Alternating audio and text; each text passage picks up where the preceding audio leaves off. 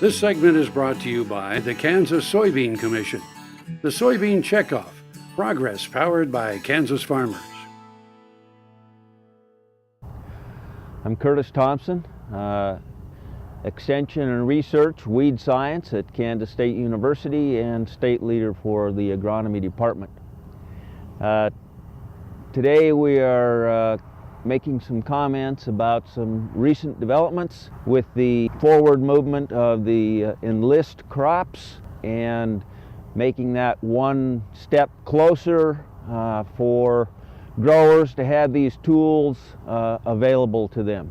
Having that Section 3 is the first main step, and then of course we have to follow with state labels.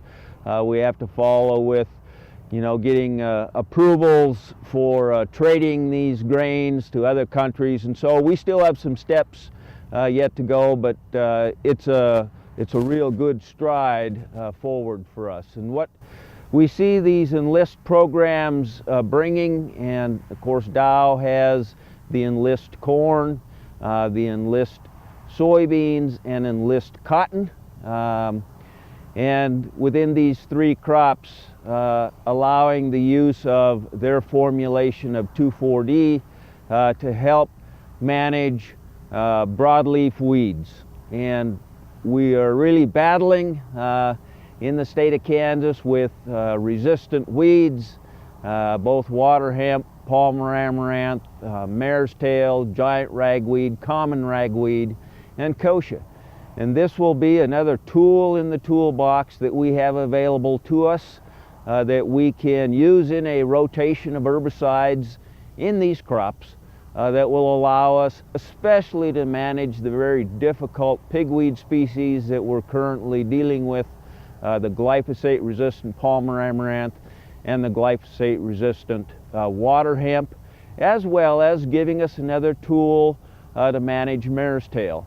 It won't be terribly effective on kochia out west. We still have to depend on the dicamba type products in those programs to be able to manage kochia.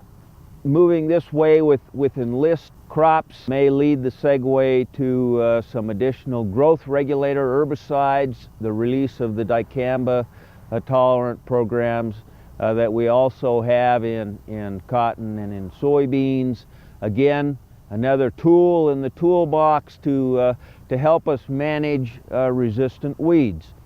And why that's so important is if we can utilize different tools each and every year, diversifying our herbicide programs like we diversify crop rotations, that can be very beneficial, not only to help us control resistant weeds, but perhaps to slow the development of any new evolving or developing resistant weeds and weed species.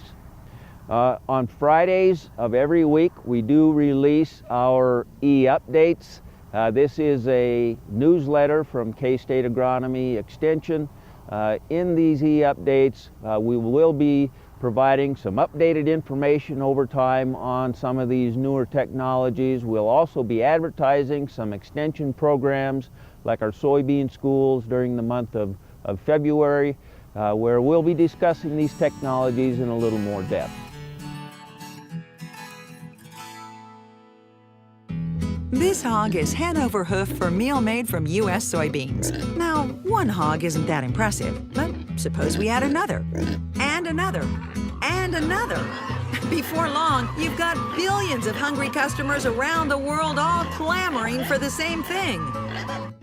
Our soybeans. Learn more about the billion-dollar appetite of animal agriculture at BeyondTheElevator.com. Brought to you by America's soybean farmers and their checkoff.